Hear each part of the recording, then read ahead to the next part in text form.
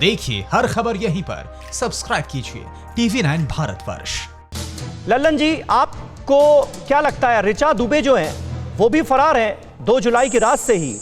ऋचा दुबे के पास कौन कौन से राज हो सकते हैं इस गैंग के?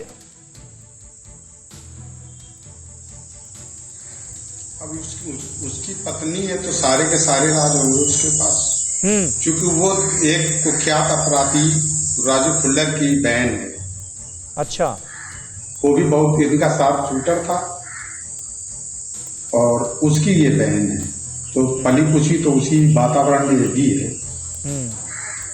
तो मुझे तो लगता है कि अब चूंकि पत्नी है तो पत्नी से सारी चीजें तो शेयर होती होगी, पत्नी से ज्यादा कोई जिम्मेदार होता नहीं है।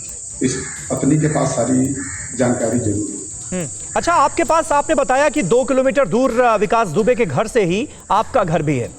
जब ये एनकाउंटर हो रहा था, जब ये मुठभेड़ हो रही थी, उस वक्त आपके पास क्या जानकारी मिली? आपने क्या देखा? कितने लोग थे जो कि विकास दुबे के गैंग के उस वक्त वहां पर मौजूद थे, और जब ये सारे के सारे भागे तो उनकी संख्या कितनी रही होगी तकरीबन? ये मुझे नहीं मालूम हो पाया रात में, क्योंकि मैं सुबह मालूम हो पाया। अच्छा। क्योंकि हम दूर रहते हैं ना, टाउन एरिया शिवली, और उसका गांव बिकरू है, बीच में नदी है, दूर है। लेकिन सुबह हमें करीब 7 या 7:30 बजे सूचना मिल गई ऐसा ऐसा हो गया है। जब जानकारी हुई इसके बाद फिर लोगों ने बताया कि एक 7-8 पुलिसकर्मी वहां घायल हुए हैं। इसके बाद सूचना मिली कि नहीं, घायल नहीं हुए, उन्होंने अपनी दम तोड़ दिए।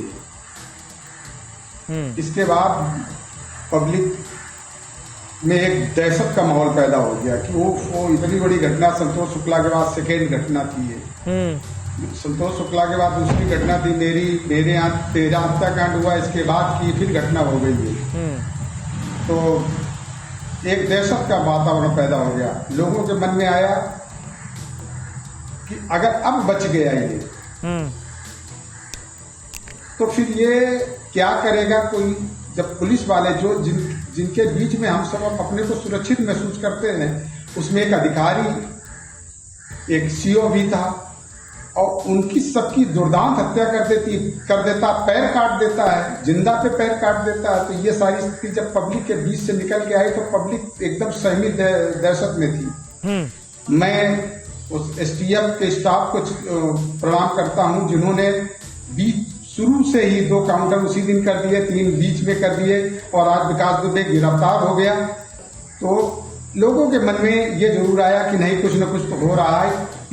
ये गिरफ्तार भी हो गया 7 दिन के अंदर, 5 काउंटर भी हो गए, शेष लोग नहीं बचेंगे, ये लोगों के मन में है।